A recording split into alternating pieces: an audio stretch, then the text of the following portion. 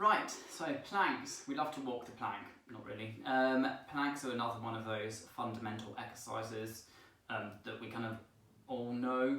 I've always done it before in exercise classes or in PE. They're a good isometric exercise, great for the abs, and there's loads of lovely variations we can do to make them more difficult and also to add a bit more challenge so that we are working the muscle groups that we want to work, so we've got specific aims in our exercise regime or routine. So as with the press-ups in our plank, we want to have the shoulders stacked above the elbows, stacked above the wrists, little pelvic tuck and a nice straight back. Again, if you don't have a mirror, it's quite hard to know if you're doing it correctly or not, so I try not to sweat the small stuff too often.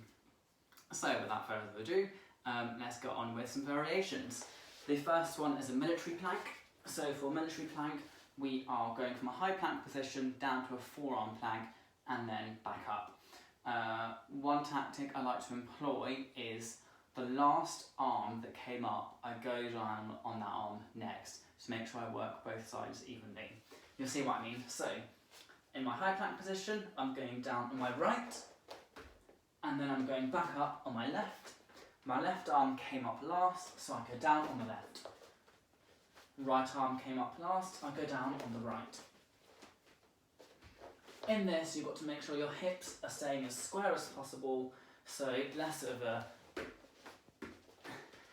wayward hips, and avoid going into the downward dog sort of area. So down and up.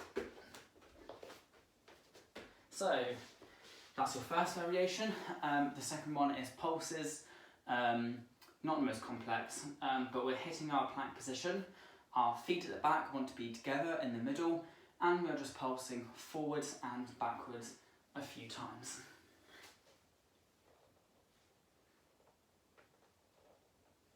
So I'm just initiating the movement from my toes, going from being on the balls of my feet to the tiptoes. And this also, I find, helps to get the feeling of the weight going from something solely in the wrist to the fingers. Don't know if that's really correct, but it just helps me feel like the weight is a bit more evenly distributed. The next one we're going to do is a bit of a dynamic one. This is called plank jacks. So in that, our feet are starting in the same position as before, in the middle, going out and in, out and in, out and in. The difficulty with this is maintaining a very stable upper body whilst initiating a lot of movement from behind. So now I'm going to go to the side a bit because my yoga mat isn't that wide. I come to here, out, and in.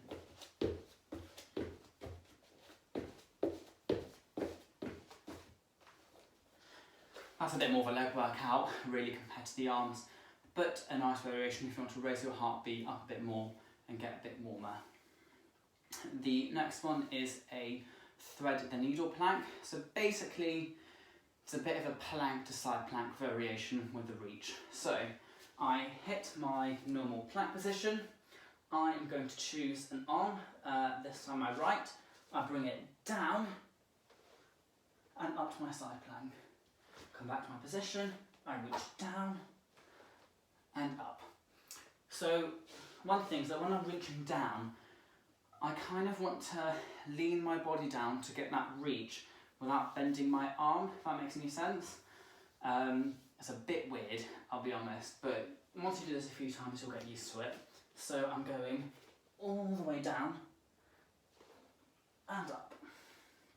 And switch, down and up. The next one we're going to do is a back plank. This one is a bit weird. Yeah, let's just go and try it first. So the trick is to have your hands underneath your shoulders with your fingers pointing towards your toes. And you want to sit your feet quite far away. From here, we're going to thrust the hips up and then walk the feet until they're straight. From here, really thrust the hips, push back into your arms, engage the triceps and bring your head back.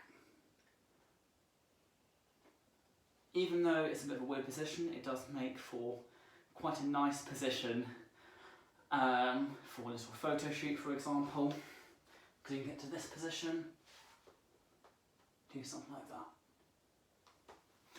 But anyway, next one is our Superman.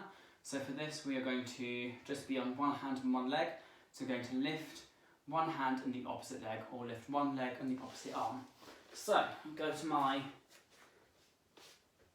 normal plank position, I lift my left leg, I lift my right leg. I bring them back down and I switch.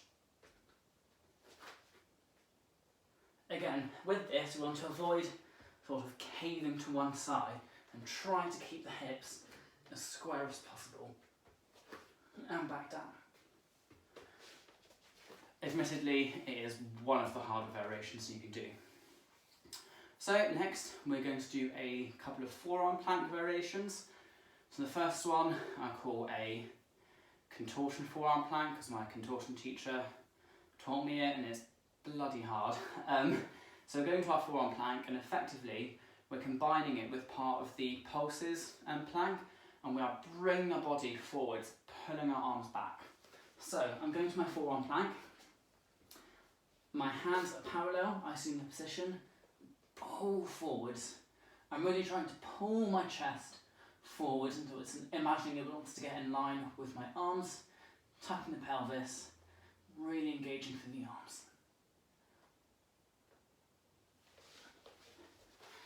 If you have to hold that for 2 minutes, it is a lot more challenging than a normal plank.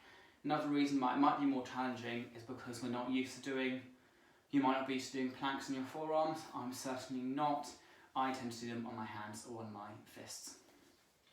The last one, although not technically a plank, is mountain climbers. So you can do these on your hands and on your forearms, and there's a couple of variations that I will show you. The first one is in your high plank. You've got your normal mountain climbers. You can bring them out to the side,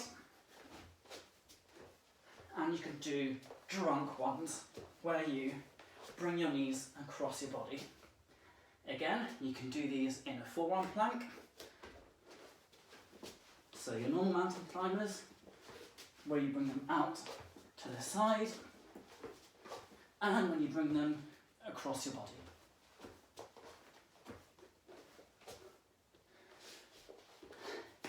And that's basically combining a bit of ab work and leg work with a bit of cardio peppered in the middle. So there you are, there are 8 plank variations.